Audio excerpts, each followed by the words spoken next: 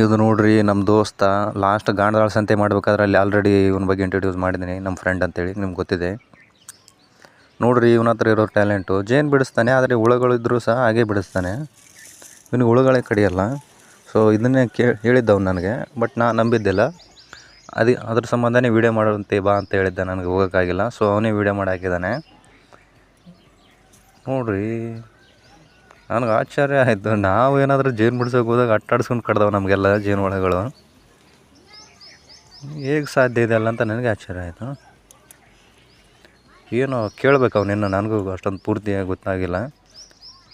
ನೋಡಿ ಹುಳುಗಳಿದ್ದರೂ ಸಹ ಹಾಗೆ ಕೈಯಿಂದ ತೆಗೆದಿದ್ದಾನೆ, ಹಾಗೆ ತೊಗೊಂಡು ಹಾಗೆ ತಿಂತಿದ್ದಾನೆ ನೋಡಿ. ಏನೋ ಒಂದು ಟ್ಯಾಲೆಂಟ್ ಇದೆ ಇವನ ಹತ್ರ. ನೋಡಿ ಬಾಕ್ಸ್ ತಗೊಂಬಂದು ಬಾಕ್ಸಲ್ಲಿ ಸಹ ಹಾಕಿದ್ದಾನೆ. ಹುಳುಗಳು ಆ ಕಡೆ ಸೈಡಲ್ಲಿ ಹಾಗೇ ಇದೆ, ಹಿಂದ್ಗಡೆ ಕುಂತಿದೆ ನೋಡಿ, ಬೇಕಾದ್ರೆ ಅಬ್ಸರ್ವ್ ಮಾಡಿ. ಅಲ್ಲಿ ಹುಳುಗಳು ಹಾಗೇ ಇದೆ. ಇದು ಚಿಕ್ಕ ಜೇನು, ಇದು ಹಿರಿ ಜೇನು ಮತ್ತು ಚೀಟಿ ಜೇನು ಅಂತಾರೆ ನಮ್ಮ ಕಡೆ ಎಲ್ಲ.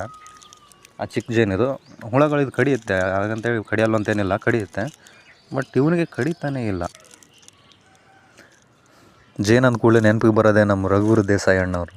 ಸೊ ಈ ವಿಡಿಯೋನ ರಘುವೀರ್ ದೇಸಾಯಿ ಅಣ್ಣಗೆ ಟ್ಯಾಗ್ ಮಾಡಿ.